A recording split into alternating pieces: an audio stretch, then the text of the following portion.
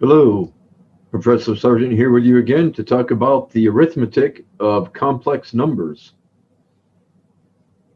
Suppose that square root of -1 had a solution and we called it I.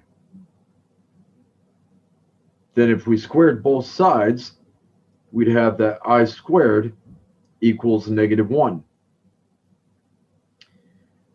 I cannot be a real number, quote, real, because 0 squared is 0, and take any other real number and square it. Either you're multiplying a positive times a positive or negative times a negative, that will give you a positive. So every real number squared is greater than or equal to 0. Somewhere along the line, somebody asked, what if we allowed there to be a solution, to be a new type of number? Even though we call this I the imaginary unit, there are some very real applications of this. We're not going to try to get into that right now. We're just going to worry about the arithmetic involved when we have numbers of the form a plus bi, the first part being the real part, the second part being the imaginary part. That would be the standard form of a complex number.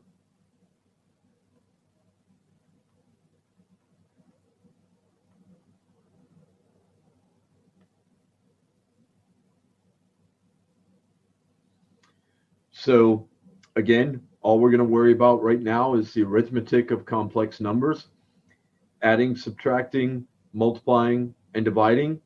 As part of that, we'll talk briefly about repeated multiplication, therefore talking about exponents for some complex numbers.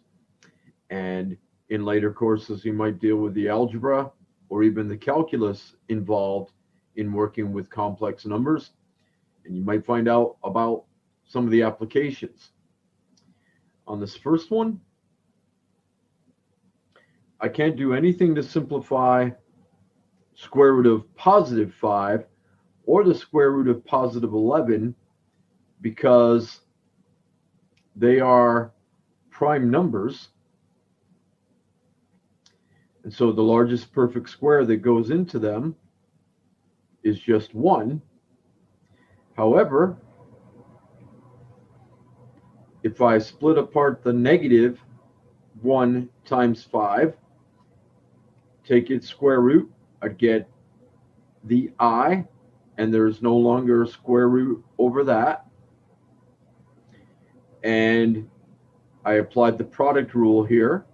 I'm also going to apply the product rule by putting these two together.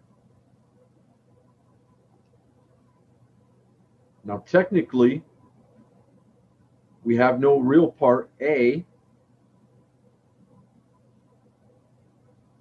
and so to put it in standard form, we'd want it to look like this. However, sometimes that creates confusion about whether the I is under the square root. It is not. And so in the case where there's still a radical left, quite often you'll see the I multiplied in front.